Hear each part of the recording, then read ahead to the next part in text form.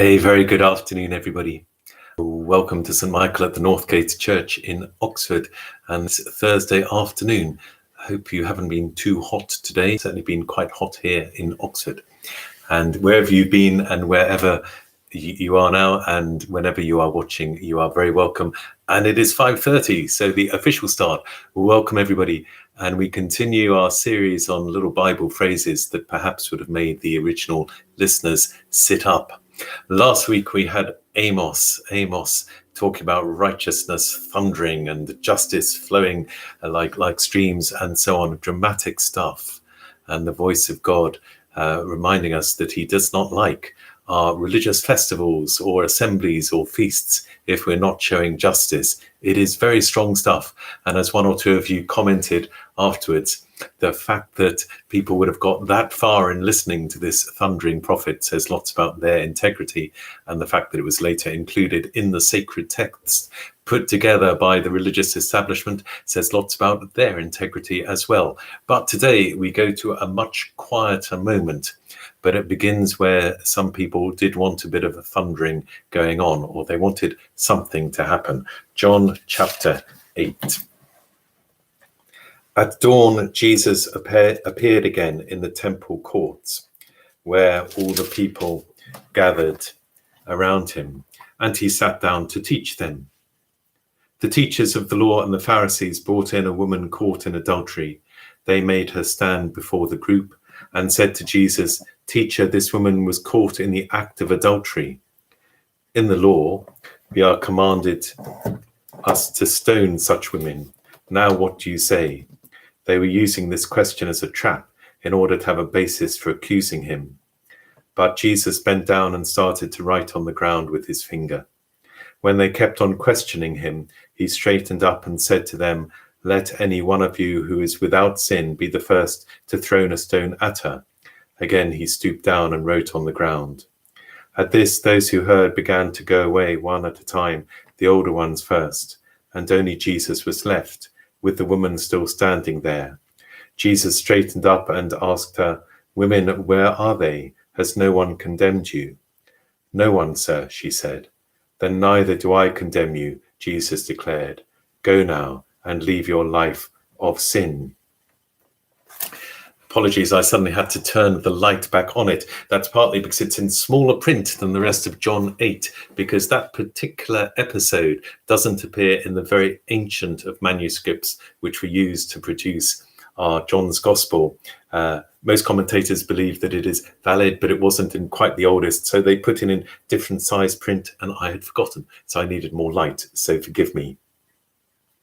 So the situation is this: Jesus, as normal, is teaching, doing what he normally does, and there's suddenly a bit of kerfuffle, and this lady is dragged in, and quite an interesting little touch. That's the teachers of the law and the Pharisees, they made her stand before the group. So they wanted her to feel humiliated, and she had been caught in the act of adultery, but they wanted her to be humiliated, and they wanted to test Jesus. The law says that this woman should be stoned. What do you say?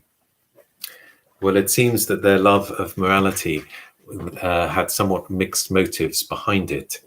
And first of all, perhaps there is that note that if ever we are called, and I know it's unusual, we are called to say something to someone, to maybe point out that their life isn't good, then we are not ever to go for humiliation. Not to get them to stand in front of the crowd. And Paul is to write later about taking people aside quietly. Very, very seldom we are called to do that. Sometimes people will be called to do it to us, and they will no doubt do it lovingly and gently and without seeking to humiliate us. If ever we seek to humiliate, let's just be careful in whose footsteps we are following. But the motives are indeed mixed. They're perhaps not quite so interested in her behavior as they are in seeing if they can trap Jesus. If Jesus says, "Do not stone this woman," then they can say, "Therefore you're not following the Old Testament law," even though in fact by then this law wasn't always followed, lots of exceptions, but they could accuse him of that. Where do you stand then, Jesus, in relation to the Old Testament? If he says, "Okay, stone away," Well, whereas the mercy and compassion and also the Romans were not keen on Jewish religious leaders implementing stoning without Roman permission. So Jesus is caught perhaps in a trap. So these people had mixed motives. The Pharisees and the teachers of the law, always good to check our motives when we're involved in such a thing. And Jesus makes them pause. And he does it very skillfully by not saying anything at all, but just bending down. He would have been sitting as he was teaching, bending down in the dust. He starts to write or to draw or to doodle, and we do not know. And commentators have had all sorts of fun trying to work out what was he writing. Was it something about the mercy and forgiveness of God? We don't know. And sometimes the gospel writers just don't tell us, and maybe John himself did not know. And there are times when God will be at work and we will not quite know what's going on. What, if I may put it like this, he is doodling in the sand. And that seems to be okay. But in the doodling, there is a pause. And in the pause, people are made to think.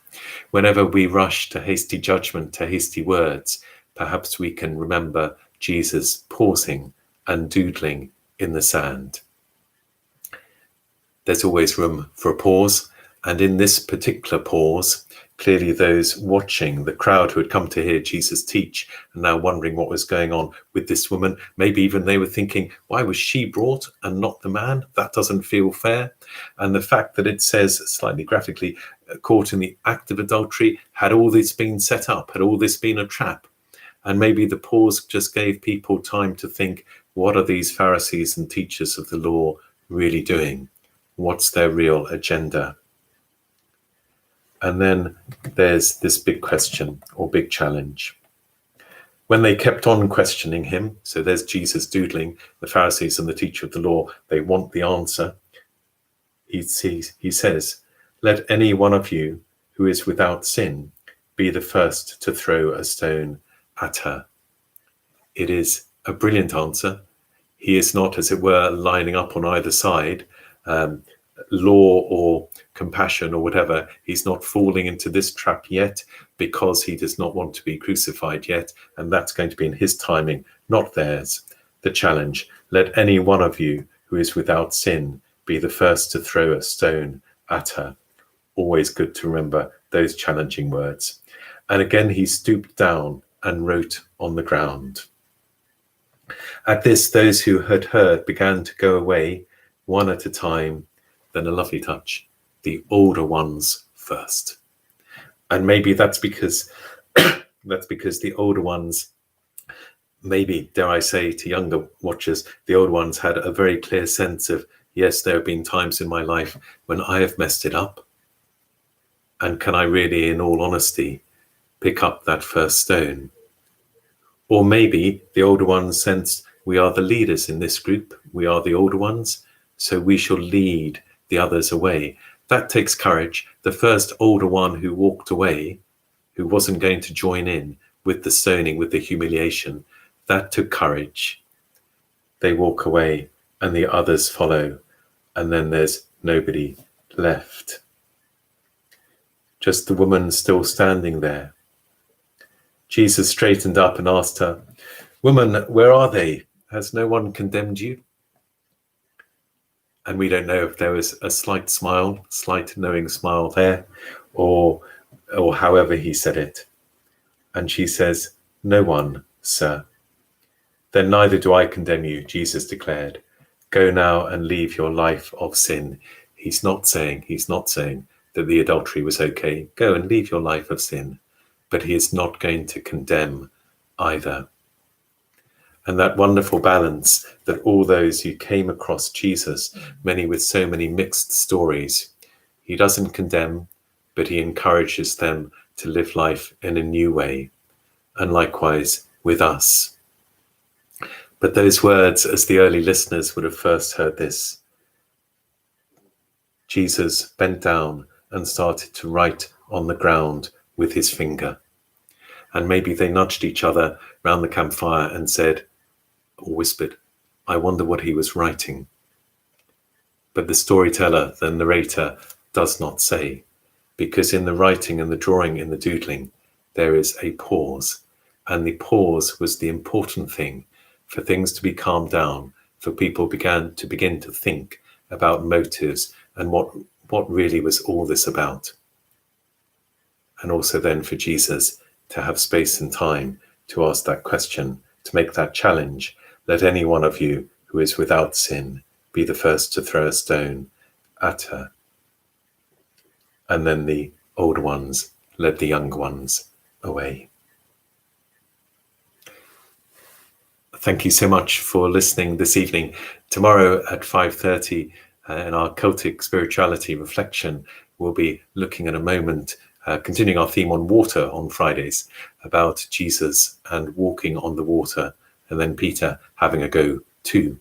You are very welcome to join us then, as you are to any of our streamed services. You will have heard that the government has said that services can begin to happen, public worship can begin to happen in churches, church buildings from the 4th of July. We at St. Michael's and many, many other churches are pondering what that might look like, what we should keep, what we should do, and so on, and would very much value your thoughts and prayers as we consider that. Thank you for listening this evening.